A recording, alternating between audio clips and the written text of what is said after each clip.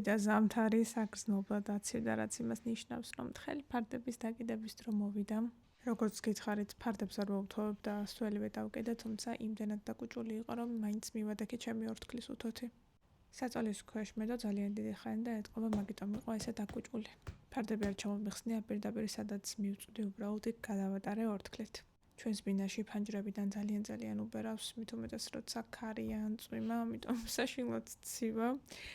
ჟალუზებიც გვაქვს, ჟალუზებსაც ვუშვებთ ხოლმე ზამთარში, შემდეგ ამ თხელ ფარდას და სქელ ფარდასაც ვწევ, რომ სითბო მაქსიმალურად შენარჩუნდეს სახლში.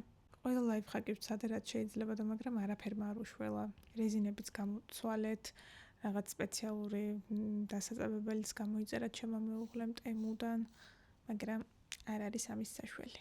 დღეს გარნირად მომამზადებ ბრინჯი და აეროგრილში შევწვი ქათამი.